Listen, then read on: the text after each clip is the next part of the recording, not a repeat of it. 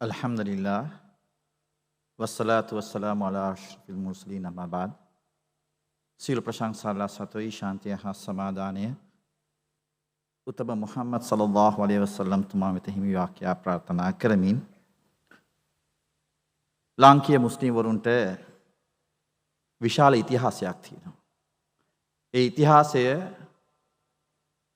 අරාබිවරුන්ගේ පැමිණීම ක්‍රිස්තු වර්ෂ 5 සිට පසු ඉස්ලාමය ලොවට හඳුන්වා දුන් ඒ මොහොතේ ලංකාවේ වෙසෙන අරාබිවරුන් තමන්ගේ දූතයන් දෙදෙනෙකු සෞදි අරාබියාවේ ඒ වන විට ඉස්ලාමය ප්‍රචාරය කරමින් ඉන්න මුහම්මද් සල්ලල්ලාහු අලයිහි වසල්ලම් තුමාන්ව හමු වෙලා එන්න කියන පණිවිඩය ඒ දෙදෙනාට කියමින් ඒ දෙදෙනාව යවනවා.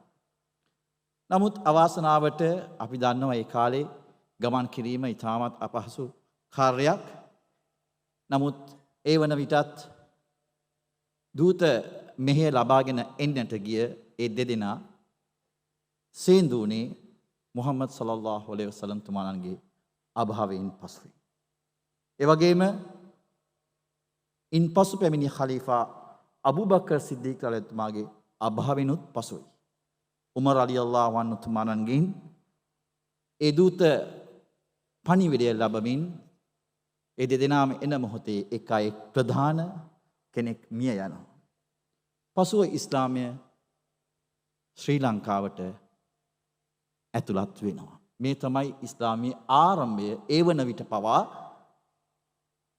ඉන්දියාවටත් ඉස්ලාමයෙන් ගිහින් තිබෙන්නේ නැහැ. පළමුව ඉස්ලාමය පැමිණියේ ශ්‍රී ලංකාවට කියන කාරණාව ඉතිහාසඥයන් විසින් අපට ඉදිරිපත් කරනවා.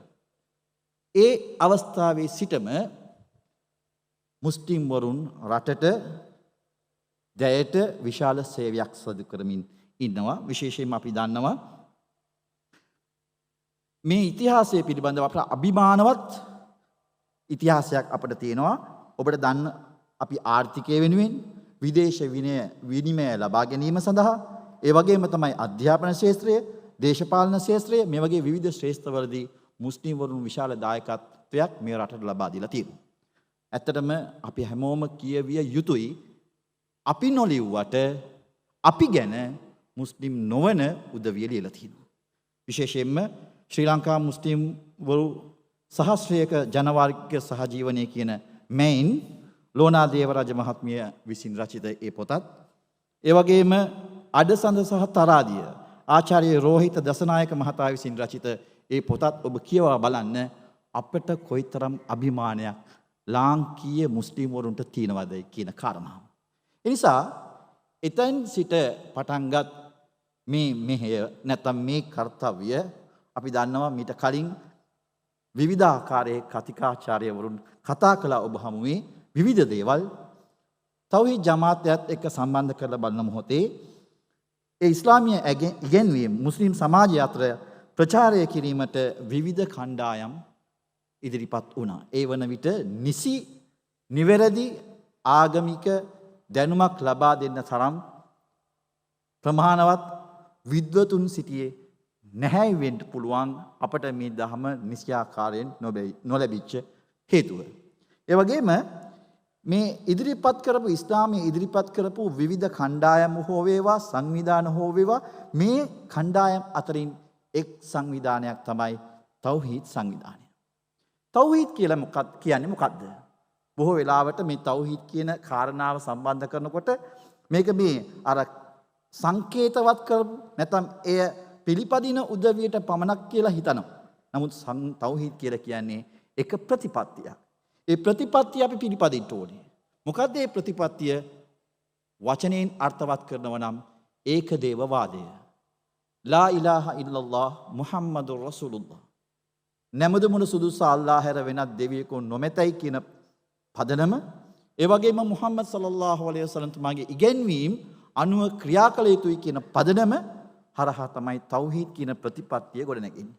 ඒ ප්‍රතිපත්තිය පිළිපදින ඒ ප්‍රතිපත්තිය ප්‍රචාරය කිරීමේ කරුණු මුල සිටම තිබුණත් නිවැරදිව ප්‍රචාරය කිරීමට අවකාශය ලැබී නැති ඉතිහාසයක් තමයි අපි දකින්නේ.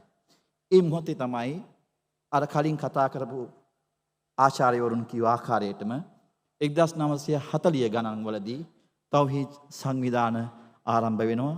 විවිධාකාරයෙන් රටේ ඉන්න මුස්ලිම් සමාජයට යථාර්ථය කියා දෙන්න උත්සාහ කරනවා. නමුත් ඒ අයට යම්කිසි වැඩපිළිවෙලක් තිබෙන්නේ නැහැ. ඒ අයට මඟ පෙන්වීමක් තිබෙන්නේ නැහැ. ඒ නිසා ඒ ප්‍රචාරය කටයුතු විවිධ අය විවිධ ආකාරයෙන් කරන්න පටන් ගත්තා. ඒකෙන් ඇතිවෙච්ච ඇතැම් කරුණු තමයි හදීස් ප්‍රතික්ෂේප කරන තරමට සමහර අයපත් වුණා. ඒ වගේම සහාබාවරුන්ට නිගරු කිරීම තත්වයටපත් වුණා. කිව් ආකාරයට මේ සියල්ලටම පිළිතුරක් වීම පිණිස එවක හිටපු ඉමාම්වරු එවක හිටපු විද්වතුන් එකතු වෙලා 2016 2017 වන වසර වනදී අල් මන්හජුස් සහීහ් ලිද්දඅවා කියන නාමයෙන් ඔය මන්හජක් එහෙම නැත්නම් අපි කියනවා මාර්ගෝපදේශයක් මේ අය විසින් නිකුත් කළා. නමුත් අවාසනාවකට එහෙම ඒ වාර්තාව පොතක් වශයෙන් නිකුත් කරන්නට බැරි වුණත් ලේඛනගත කරලා තිබ්බා. අවාසනාවකට 2009 පාස්කු ප්‍රහාරයෙන් තවත් තෞහීද් ආලිම් වරුන්ට එනතම ඒ විද්වතුන්ට විවිධාකාරයෙන් තමන් අසරණ වූ තත්වයන් පිළිබඳව මෙතන කතා කළා. එනිසා ඒ තත්වයේදී තවත් වුවමනාවක් වුණා මේ සමාජයේ නැත්නම් තෞහීද් සංවිධාන අතර යම්කිසි සම්මතයකට පැමිණීම සඳහා මන්හජයක් අවශ්‍යයි කියන ඒ පදනම මත නැවතත් 2019න් පස්සේ මේ සිදුවෙච්ච මේ ක්‍රියාවලිය ඔස්සේ ආලිම් වරුන් 20 දෙනෙක් මේ පොතේ වටිනාකම කුමක් දන්නවද? මේක තනි පුද්ගලික කෙනෙක්ගේ පොතක් නෙවෙයි. ඒ කියන්නේ තනියෙන් ලියපු පොතක් නෙවෙයි. කවුරු හරි රචකයෙක් මේකට නැහැ. කවුද මේක සංස්කරණය කරන්නේ? රටේ ප්‍රධාන ඒ කියන්නේ උපාධිධාරී ආලිම් වරුන් 20 දෙනෙක්ගෙන් සමන්විත කණ්ඩායමක් තමයි මේක සංස්කරණය කරන්නේ. ඒ ආලිම් වරුනුත් නිකන් නෙවෙයි විශ්වවිද්‍යාලවල කතිකාචාර්යවරු, අරාබි පාසල්වල විදුහල්පතිවරු, ජ්‍යෙෂ්ඨ ආලිම්වරු, ඒ වගේම නීතිඥවරු සියලු දෙනාගේම සහභාගීත්වයෙන් සියලු ශේෂ්ත්‍රවල 20 දෙනෙකුගේ සහභාගීත්වයෙන් තමයි මේ පොත සංස්කරණය කරන්නේ. මේ පොත තවත් ශක්තිමත් වෙන්නේ කොහොමද දන්නවද? මේ 20 දෙනෙකුන් මේ විද්වතුන් මේක සංස්කරණය කරලා බාර දෙනවා තවත් කණ්ඩායමකට. ඒක කණ්ඩායමේ 13 දෙනෙක්ගෙන් සමන්විත කණ්ඩායම හරහා මේක සහතික කරනවා, මේකේ සෝදුපත් බලනවා, මේකේ අඩුපාඩු හදනවා. ඒක තමයි මේකේ තියෙන හරවත්ම දේ. කෙනෙක් තනි පුද්ගලයෙක් ලියුවා නම් ඒක යම් අඩුපාඩු තියෙන්න පුළුවන්. මේකෙත් අඩුපාඩු නැතුව නෙවෙයි අඩුපාඩු පෙන්වා දෙන්න කියලා ඉතාමත් කාරුණික ඉල්ලීමක් සිදු කළා. ඒ නිසා ගොඩක් ශක්තිමත් හැමෝටම පිළිපදින්න පුළුවන්. ඒ වගේම ක්‍රියාත්මක කරන්න පුළුවන් මඟ පෙන්වීමක් මේ ඔස්සේ අපිට ලබා දීලා තියෙනවා. ඒ විතරක් නෙවෙයි. තවත් ආලිම් වරු 300 දෙනෙක් විසින් මේක සහතික කරලා තියෙනවා. ඔබට බලන්න පුළුවන් මේ පොතේ අවසානයේ මේ කරුණු කාරණා පිළිබඳව ඔබට හොඳින් මනවින් වටහා ගන්න පුළුවන් කොයිතරම් මේ පොත අපට ශක්තිමත් මූලාශ්‍රයක්ද කියන කාරණාව අපට වටහා ගන්නට පුළුවන්.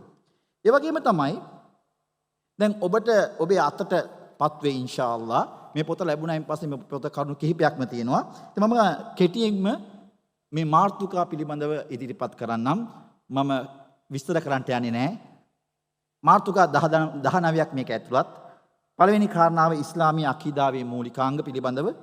අල් කුර්ආනය හා හදීසය අපි කොහොමද ඒක ගන්න ඕනේ, කොහොමද ඒකත් එක්ක කටයුතු කරන්න ඕනේ කියන මඟ පෙන්වීම.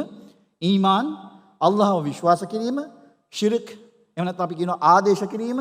ඒ වගේම නබි මුහම්මද් සල්ලල්ලාහු අලයිහි වසල්ලම් තුමාණන් පිළිබඳවත් නබි සල්ලල්ලාහු තුමාණන්ගේ සහගාමීන් හා පවුලේ ඥාතීන් සම්බන්ධව අපි ක්‍රියා කළ යුත්තේ කෙසේද යන්නත් පැහැදිලි කරලා තිනවා. ඒ වගේම බිදා අපි කියනවා අලුතෙන් බිහි වෙච්ච ඇතැම් කරුණු පිළිබඳව ඒවා කොහොමද අපි ඒවා බෙදා වෙන් කරගන්නේ කියන කාරණාවත් ඉතාමත් පැහැදිලිව සඳහන් කරලා තිනවා.